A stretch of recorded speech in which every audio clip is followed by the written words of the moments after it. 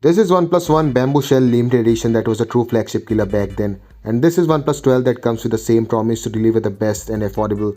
But is it really worth it? Let's find out in this video. But before that, let's have a quick look at the unboxing experience.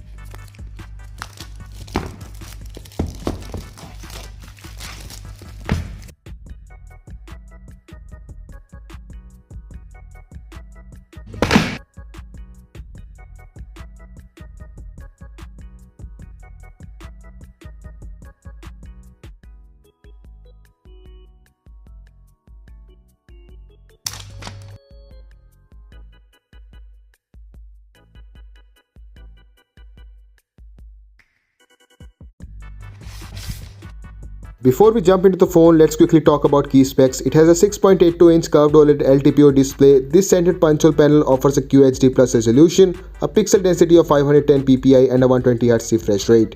It supports up to 4500 nits of local peak brightness level and a 2160Hz PWM dimming. The device is powered by a Qualcomm Snapdragon 8 Gen 3 chipset paired with LPDDR5X RAM and UFS 4.0 storage. The software has been pushed from ColorOS 1.2 to 14.2 in these 10 years, and that's a huge gap.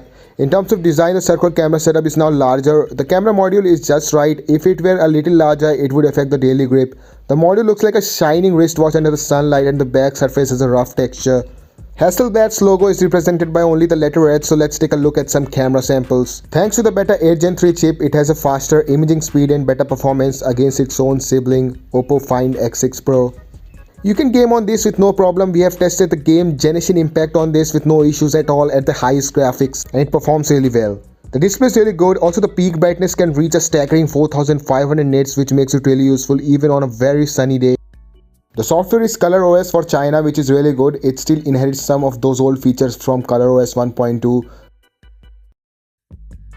The battery is 5400 mAh and our team used the device heavily for 6 hours before it drained to 20%, as you can see.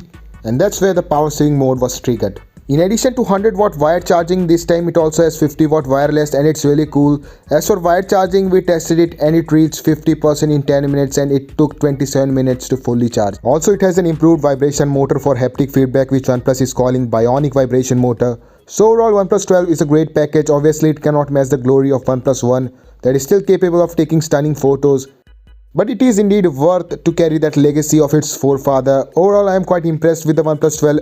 Do let us know if you have liked our quick coverage on OnePlus 12. If yes, make sure to subscribe our channel and hit the bell icon to get notified each time we upload a video like this.